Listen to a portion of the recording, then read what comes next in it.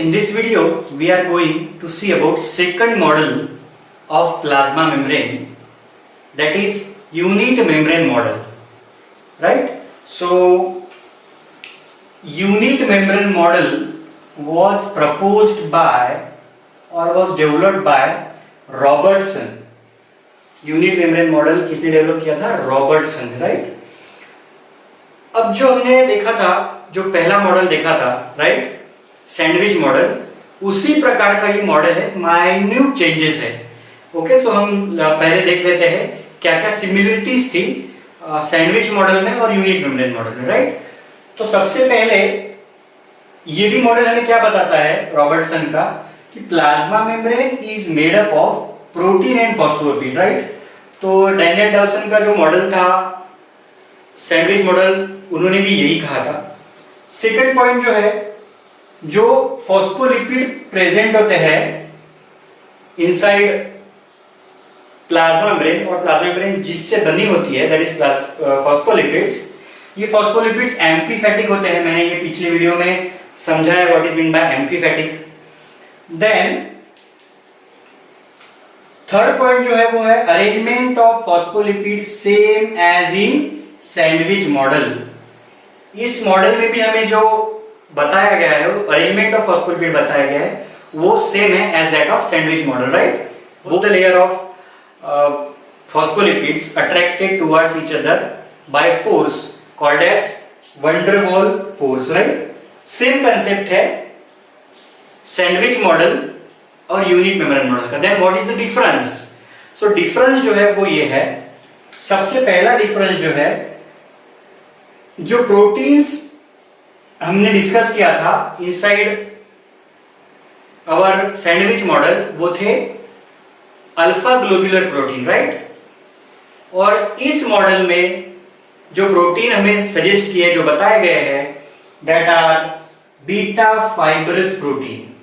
Fibre means thread like, fibre means thread like proteins होते हैं ये एक मेजर डिफरेंस है दो मॉडल में। और सेकंड जो था, तो ये मॉडल में जो प्लाज्मा मेम्ब्रेन की थिकनेस है, वो थिकनेस रॉबर्टसन ने बताई थी, और वो थिकनेस क्या है? So it is 75 to 100 angstrom, इतना इसका थिकनेस होता है।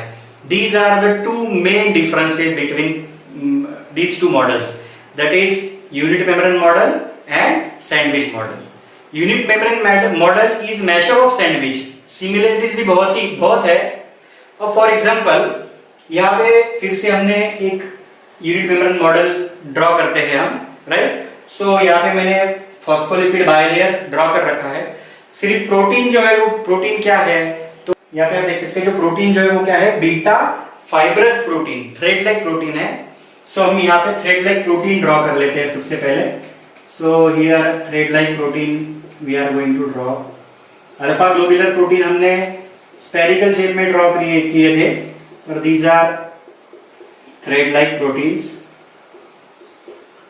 ओके, सो लगभग देखिए मॉडल जो है वो सेम बन गया है as that of sandwich model, right? यहाँ पे भी प्रोटीन है, बीच में लेयर है, और इनसाइड भी प्रोटीन है, राइट? सिर्फ प्रोटीन का टाइप बदला है। पहले हमारे जो थे वो ग्लोब्यूलर प्रोटीन थे, ऐसे निकाले थे हमने, right? Now this proteins are thread like. अब जो कि दोनों भी मेम्ब्रेन सेम है, राइट? हमें ये पता करना है कि whether this membrane follows the properties of membrane. membrane की जो प्रॉपर्टी है ये मॉडल फॉलो करता है या नहीं करता है, राइट? सो अब हमें देखनी है प्रॉपर्टीज। हमने 3 प्रॉपर्टी डिस्कस की थी, बराबर है? When we had discuss about model of plasma membrane, that is first model sandwich model. क्या प्रॉपर्टीज थी?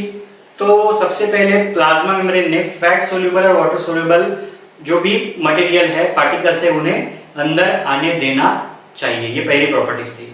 तो यहाँ पे भी देखिए जो फैट सोल्यूबल मटेरियल है वो तो डायरेक्टली अंदर आ जाएगा, नो इश्यू, राइट? क्यों अंदर आएगा? तो ये जो हेड होते हैं, ये हेड होते हैं हाइड्रोफिलिक, और ये टेल्स होती है हाइड्रोफोबिक। सो जो भी इंटरेक्शन है वो वाटर के साथ है, वाटर सोल्यूबल पार्टिकल के साथ है। सो फैट को तो कोई दिक्कत नहीं है, फैट्स अंदर आ जाएंगे, राइट? देन अगर हम डिस्कस करते हैं वाटर सोल्यूबल पार्टिकल्स की, तो क्या है, वाटर सोल्यूबल पार्टिकल यहां से पास हो जाएंगे। व्हाई?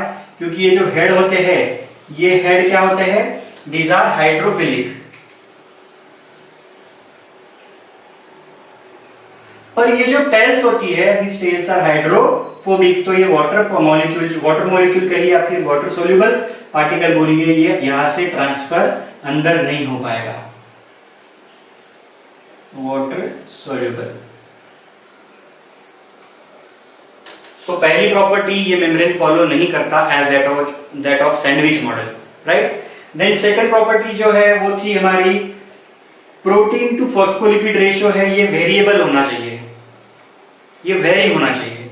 अब यहां पे हम फिर से ये इतना पार्ट कंसीडर करते हैं, इतना पार्ट हम कंसीडर करते हैं। यहां पे आप देख सकते हैं जो फॉस्फोलिपिड है उनका नंबर है 4, राइट, और जो प्रोटीन्स है या उनका नंबर है 1 2 3 4 5 6 7 8 9 10 11 12 is to 4, यहां पे रेशो बन गया हमारा। सो अगेन अगर मूवमेंट होता है बिटवीन दीज पार्टिकल्स तो ये रेशो वेरी होगा, पर यहां पे कोई भी मूवमेंट नहीं होता है as suggested by Danielli Davson also and by this model also। तो ये मेम्ब्रेन जो है ये variable protein to phospholipid ratio नहीं शो करता। और लास्ट पॉइंट जो है, as there is no movement in the membrane, this plasma membrane does not show the property of dynamicity, ये मेम्ब्रेन डायनामिसिटी भी नहीं बताता है। सो इन सच वे ये फैट सोल्यूबल के लिए तो ठीक है, पर वाटर सोल्यूबल सब्सटेंसेस के लिए नहीं। Then protein to phospholipid ratio भी वेरिएबल नहीं है, एंड देन ये मेम्ब्रेन डायनामिक भी नहीं है, right. So again this model has certain demerits, right. अब ये जो मेम्ब्रेन होता है, ये मेम्ब्रेन 3 लेयर्स का बना होता है, यहाँ पे आप देख सकते हो। This one is first layer, ये पूरा मिलाकर second layer, and this again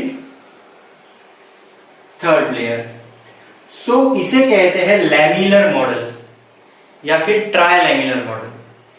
इतना हमें ध्यान रखना है, बाकी सब चीजें सेम है, सिर्फ डिफरेंस क्या है, तो डिफरेंस है बीटा फाइब्रस प्रोटीन होते हैं और इसकी थिकनेस बताई थी रॉबर्टसन ने, जो है 75 to 100 एंगस्ट्रॉम प्लाज्मा मेम्ब्रेन की, right. So this is all about the second model of plasma membrane, that is unique membrane model. In next video we are going to see our last model of plasma membrane, that is fluid mosaic model.